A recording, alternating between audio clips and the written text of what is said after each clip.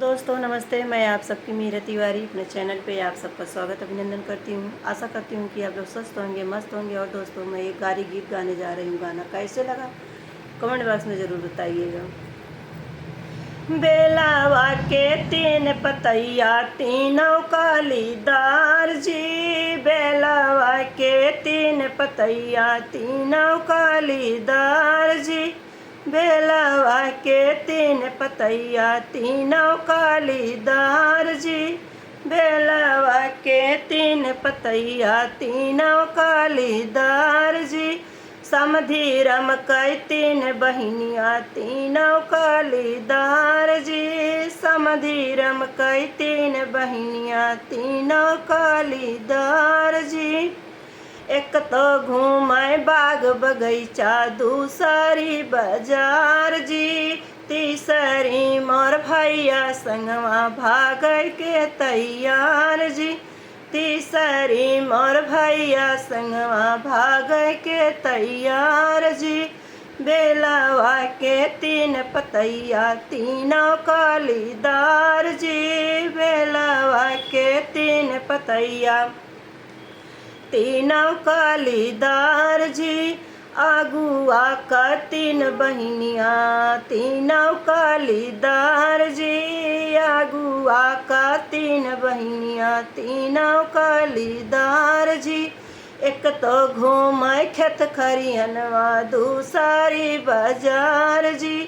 एक तो घूमे खेत खरियनवा दूसरी बाजार जी। तीसरी मोर भैया संगवा भाग के तैयार जी।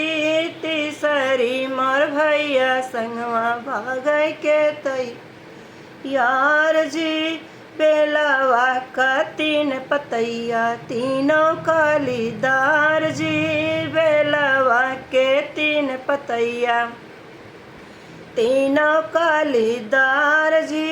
भसरू रम कई तीन बहिनिया तीनों कालीदार जी। भसरू रम कई तीन बहिनिया तीनों कालीदार जी। एक तो घूमे जगत कुअनवा दूसरी बाजार जी। एक तो घूमे नादी नरवा दूसरी बाजार जी।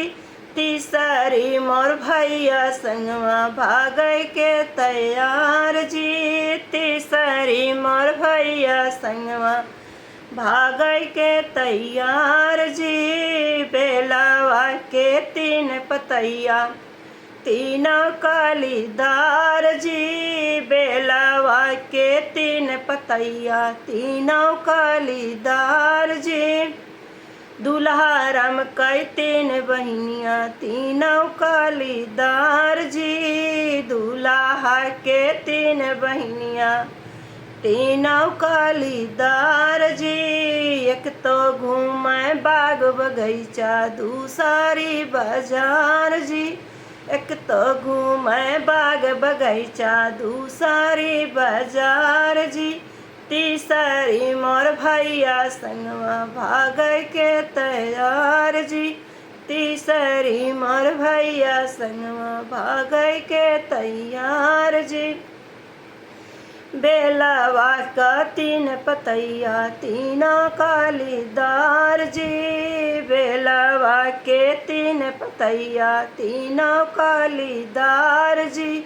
बेलावा के तीन पतैया तीनों कालीदार जी।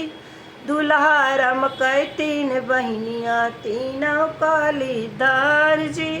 दूल्हा के तीन बहिनिया तीनों कालीदार जी। एक तो घूमे तारा इनारा दूसरी बाजार जी। एक तो घूमे तारा इनारा दूसरी बाजार जी। तीसरी मोर भैया संगवा भाग के तैयार जी। तीसरी मोर भैया संगवा भाग के तैयार जी।